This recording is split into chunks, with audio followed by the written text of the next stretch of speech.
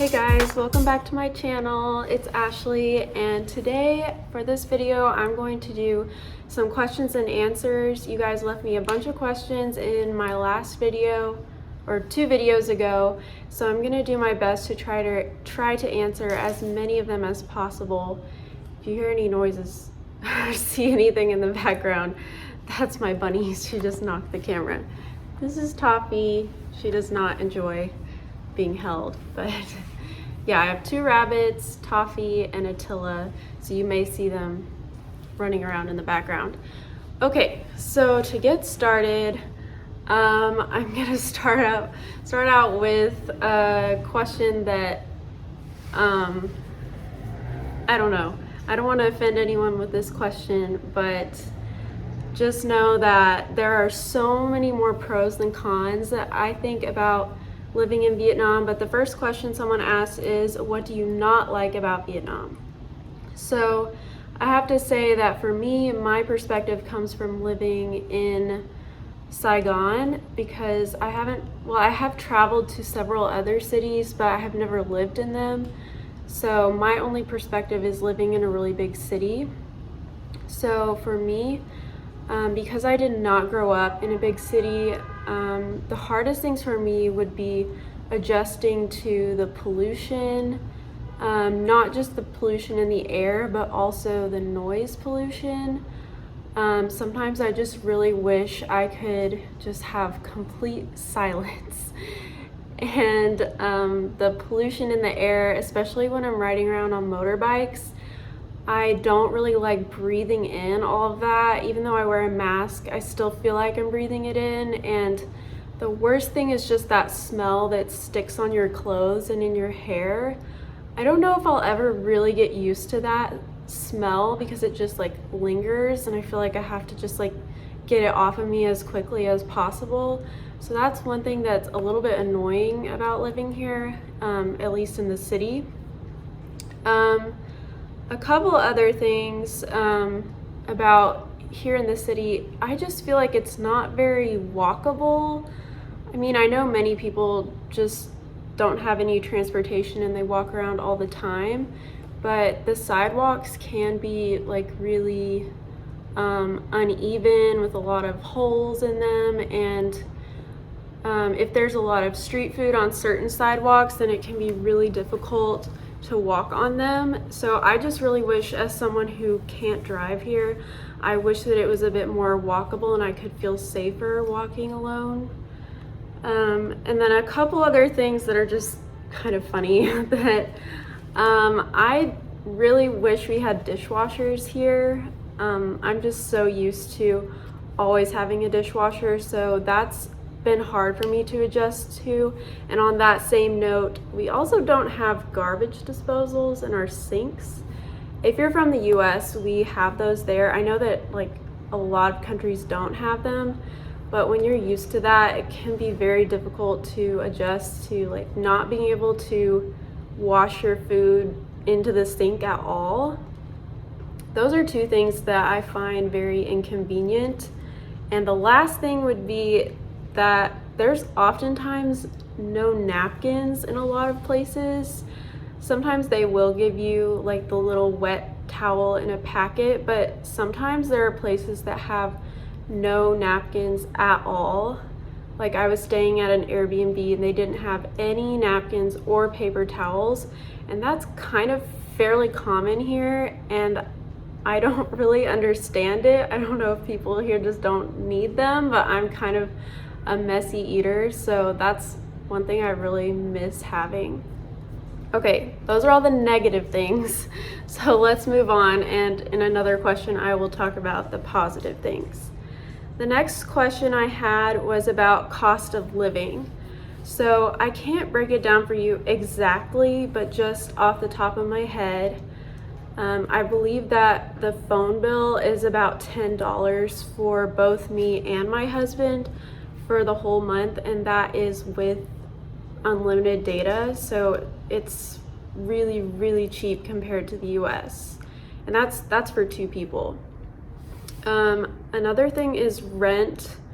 So we live in we live in one of the most expensive parts of the city just because of the location, and rent is kind of high here. It's not high compared to US big cities, I would say, but in Saigon you can find really cheap rent. It just depends on what part of the city you want to live in.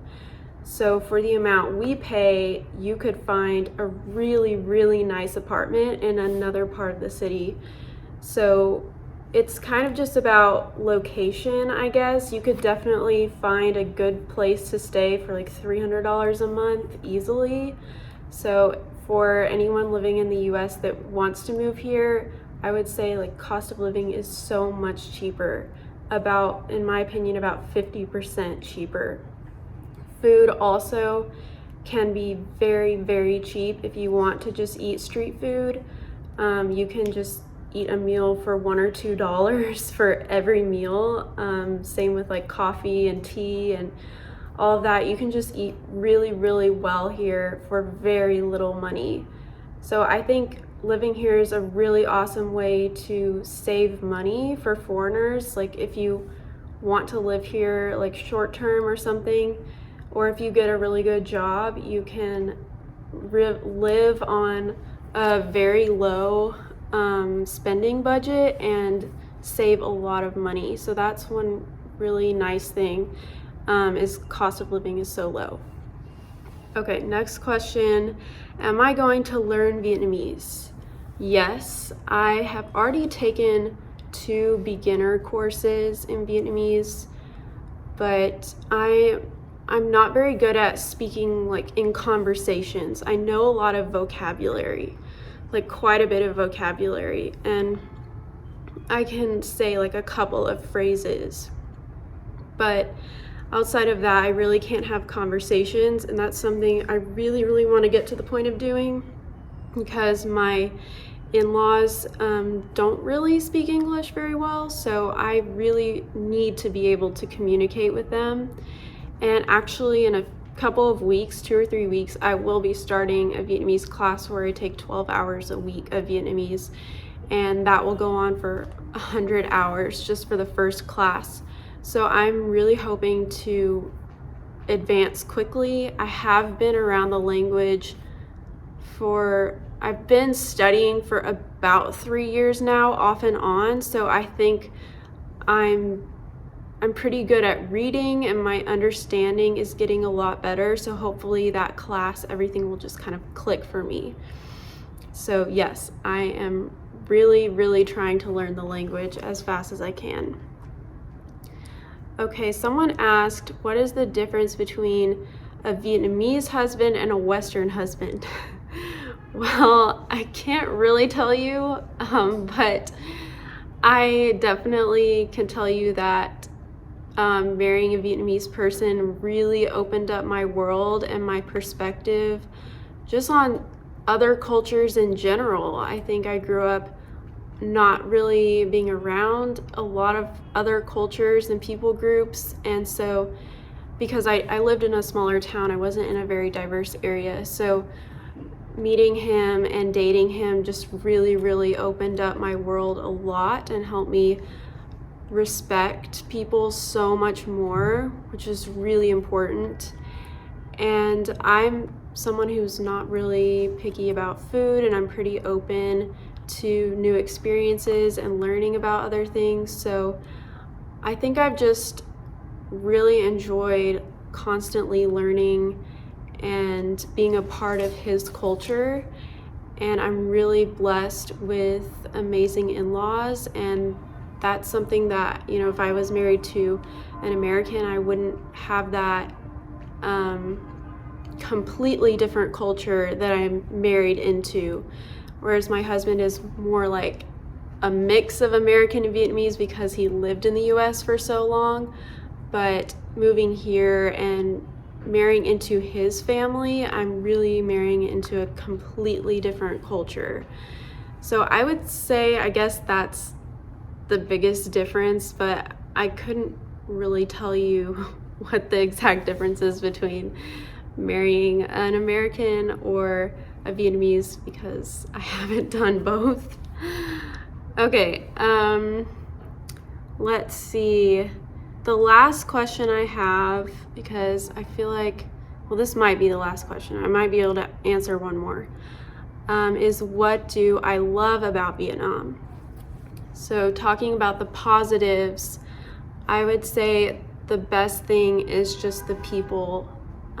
They're so caring and helpful and hospitable, and I just have very rarely had bad experiences with people here. I just think they're always so open and kind, and it's really nice, especially for a foreigner when you move to a new country, just to have that positive experience when you're adjusting to so much newness and struggling with whether it's homesickness or culture shock. Just that people are always so eager to help, and I think that people here are also so eager to speak English, which I don't expect that at all. I think I'm very privileged that my language happens to be pretty much the universal language, but that also makes my life way easier moving here. I also really like how flexible things are here. I think some people may be bothered by that, but I enjoy just the kind of last minute changes that are possible. Sometimes that can be a bad thing, but oftentimes it's a really nice thing, because like say you're not feeling well or you're tired. My Vietnamese family or friends are just so caring. They're like, don't worry about it at all. Like, you need to rest, you need to eat. Like, they're just so concerned for your health, and they're not easily upset about things that change like on the day of. So that's something that I think is really nice about living here. Like I said before, cost of living is also a big perk, and I absolutely love motorbikes here. So that's one of my favorite things. When I went back to the US, I just really missed the convenience of taking a motorbike. I don't drive myself, but just riding around with my husband, we can go anywhere so quickly. You don't even have to get off the bike. You can just pull up to like get food from a street food cart, or even like stop by the pharmacy, or it's just so convenient to have a motorbike. And also delivery here is incredible. It's so affordable, and if you need anything, if you have money, anything is possible. Like, if you need something that hour or that day, it is possible, because again, people are so flexible, and that's just that it's so convenient. And same with public transportation, with Grab, which is like Uber here. It's really quick and cheap, like so much cheaper than Uber. So I think just the convenience and the affordability of living not only in a big city, but here where the major transportation is motorbikes, is one of my favorite things about living here. Okay, I think this video is starting to get a little bit long, so I will wrap it up there. I hope I answered a lot of your questions. If you have more questions, please leave them in the comments, and I will try to answer them in another video. I really loved seeing all your questions. My rabbit just knocked over my water. I'll show you. Hang on, let me flip my camera so I can show you the bunnies. Here's Attila and Toffee, who just knocked over my water again. Some of you asked about them. They are both girls and they are both fixed, so you don't have to worry about baby bunnies. anyways, I know some of you were concerned about the rabbits. So I think that's all for this video. Next week, just in a few days, I will be going to Phom Nha, and I will try to take a lot of videos there and post about that later next week. It may take me a little bit to edit that, but I will see you guys in my next video. Bye.